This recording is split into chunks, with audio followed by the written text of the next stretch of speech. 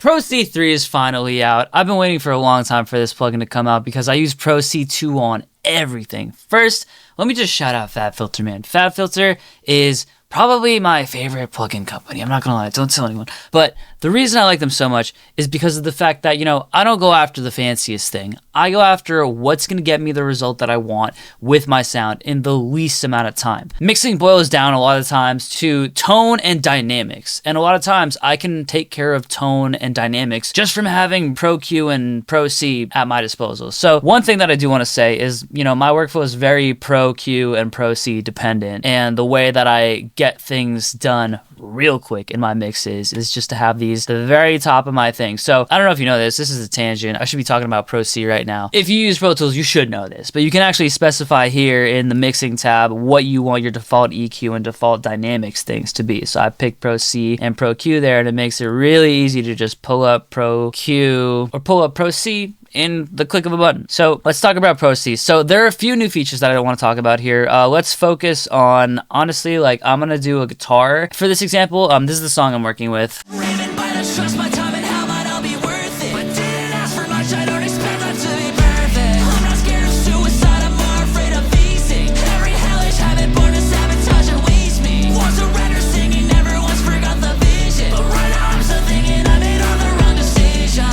Kind of just getting started here. It's not mixed fully, it's kind of just floated a bunch of presets from a bunch of other projects just to make it sound decent. Let's focus on this guitar here first off. So here we have one of the guitars, right? I'm gonna turn off all the reverb and such so that you can actually just listen to the raw recording.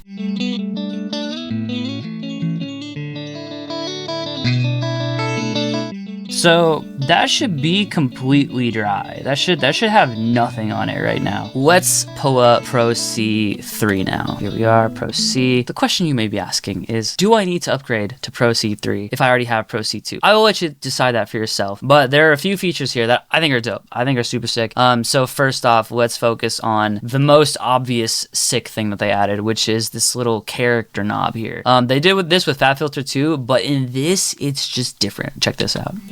So we have a couple of different character knobs here. Tube gives it a little bit of warmth. Diode obviously makes it kind of crunchy. I like diode at 50% maybe added in. I don't do math, I'm a musician. So around there, probably pretty chill. Here's without it. What I love about character types of things like this is that saturation and this type of stuff really kind of makes it so you don't have to EQ in a lot of cases, because it's you're driving into it, smooths out the frequencies overall, adds a little bit of nice juicy kind of mid-range, adds a little bit of harmonics in the top end. A lot of times you'd get what you would have done with a Fabfilter by just driving something, right? So if I just have nothing, kind of want to lower the mid-range, kind of want to add some top end. But with the drive, mid-range is a little bit more smoothed out, and it has that top end. So being able to do this in Pro C is sick. They also have this bright one, great if you're going for a bright sound. I actually like how that sounds a lot, but I don't want to add too much brightness this early in my process. So I'll probably stick with something like that. Let's take a look at some of the different modes here. These are the ones we're all kind of used to, clean, versatile, smooth, punch. Now we got a few new ones here. So we got upward. Upward is what it sounds like. So if we want to just focus on bringing up the low parts, so it kind of works the opposite of a downwards compression. Most compressions is downwards, it tames the transients. Upwards compression basically just brings up the quiet stuff. So the threshold kind of works the opposite. It's at what point do we want it to bring up the quiet bits? Which quiet bits are we focused on here? I should probably adjust the attack and release.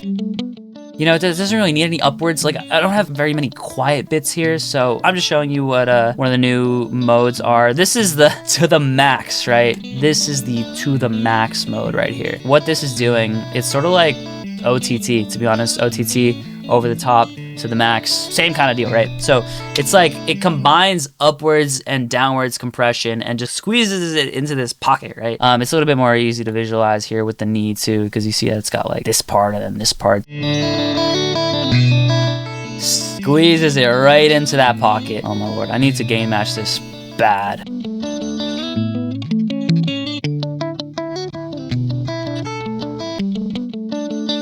Yeah, to the max, not gonna lie, I'm probably not gonna use it all the time just because it is extreme. It brings up all the noise and it makes things really tight. But it's the same deal as like OTT, honestly. And what I'll get to in a second here is like you can really customize it to get it to sound a lot more like OTT if you activate this sidechain function. I'm gonna admit something here. I actually just, you know, in preparation for this video, I was looking into like all these new things in Pro C3, and I haven't been using this at all in Pro C2, but the internal sidechain is great because look, I have this guitar and it's got a lot of bite around 3K, and that 3K bite comes up a lot depending on how hard I pick some of the strings and how loud some of the notes are. And that's actually the problem with the guitar recording because of the fact that I have all these like bitey frequencies around 3K, and that's what's adding to the dynamic evenness of this. So with internal sidechain here, and the big difference is that they added, you know, it's pretty much a pro Q, right? Pretty much you can, you know, narrow the Q, you can, you know, have up to 6 bands here. Basically, it makes it so that, you know, we're adjusting what we want the compression to actually be reacting to here. So like if our guitar has a lot of 3K bite and the 3K is coming up a lot, we have this boost here that is basically just going to tell the compressor like, hey, boost the signal going into the compressor, which makes the compressor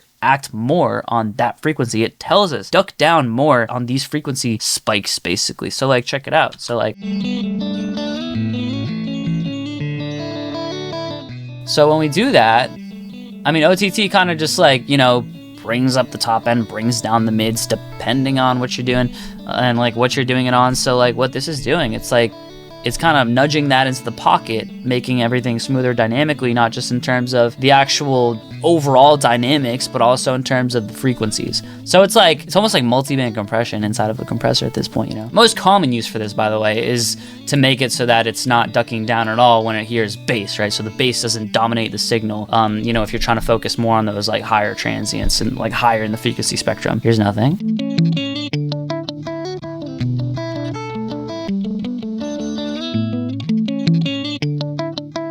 Honestly, I prefer clean on everything. It's got a couple other modes here too that are new, like Op L. That I'm not gonna go into too much, but I just know they try really hard with the algorithms. They studied this to make it really emulate these analog type of circuits, you know. Kind of like I said at the beginning of the video, I'm all about like getting the sound quickly and getting it to sound as great as I can. Most of the time, I just stick with clean, honestly. But now you know the different modes. Another cool thing is auto threshold, right? So like we can basically make it so that it just like, you know, automatically increases the signal based on the signal that's going in so that it just kind of knows where to set the threshold. It's pretty cool. Probably don't need it if you know what you're doing, but it does help if, for example, you have certain parts of the song, like if you're mastering or you just need certain parts of the song just to be louder overall, then it'll adjust the threshold so that it actually brings that stuff up in those other parts of the song, you know? I don't really have an example here I could work with, but just to give you an idea, like auto compression can be helpful in certain cases. I appreciate the fact that like Fabfilter isn't going in the direction of like AI, hey, I'm gonna mix it all for you, I'm gonna do it all for you, you don't even have to think,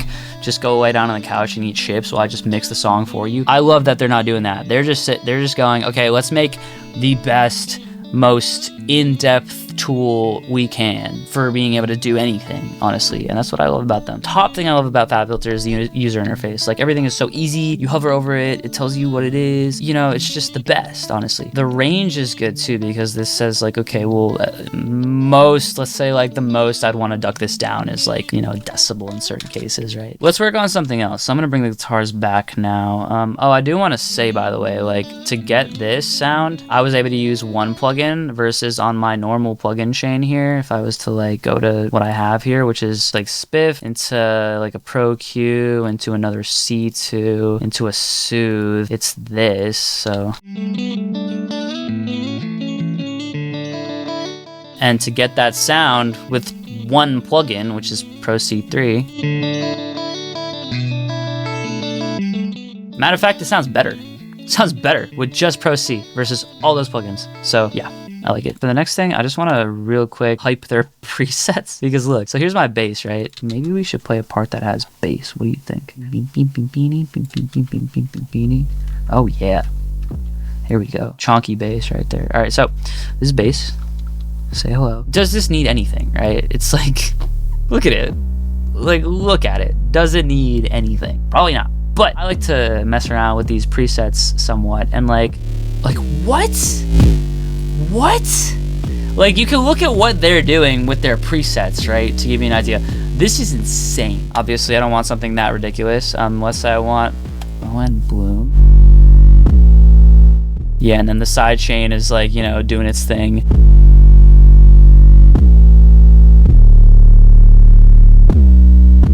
It's the TTM in these new presets. Like, they're really, really using that TTM to just say like, yo, we have this new flavor in the compressor. Use it. It's the TTM with these distortion modes. That's the sauce with this plugin. That's what makes it, you know, worth the upgrade in my opinion. I think the drive more than anything, honestly. I liked when I was like messing with this earlier. There was one that I thought was pretty sick. Oh, 808 power. What was this under? Oh, this was under the drums. Okay, I thought this was cool, right? Because we're just giving it a little bit of sauce. Like, let's see what it adds, right?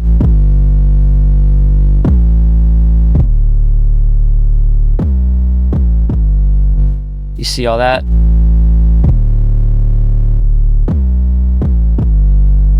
Yeah, all that juice up top. Love it. Presets are dope. Use the presets, reverse engineer them to see what you could do to be creative. That's my advice. So like, I'll show you what I did on these drums to make them pump a little bit harder. Obviously I don't have to build it from scratch. You kind of see how to do that at this point, but like this upwards drums, right? I use a little upwards drums thing. This just brings everything forward, especially on drums. Kind of probably want the attack to be a little bit slower just to get things to punch a little bit more. Upward, interesting. Okay, so it's really just bringing up probably the reverb, honestly.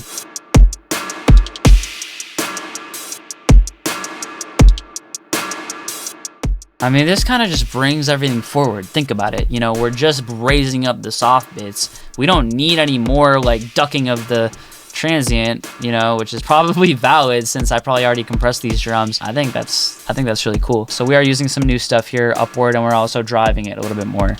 Interesting. It's on the pre. So I guess that's like pre-compression. We're driving it.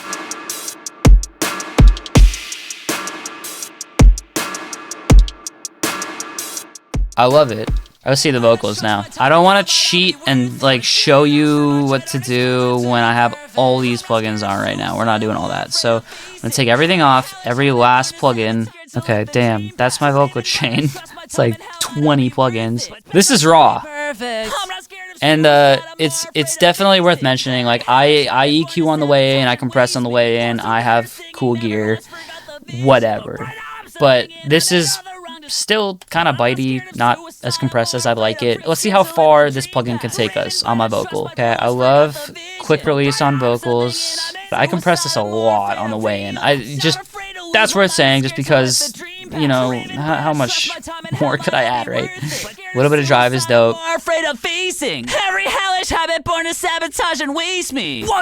Let's say I wanted to compress more on the low end.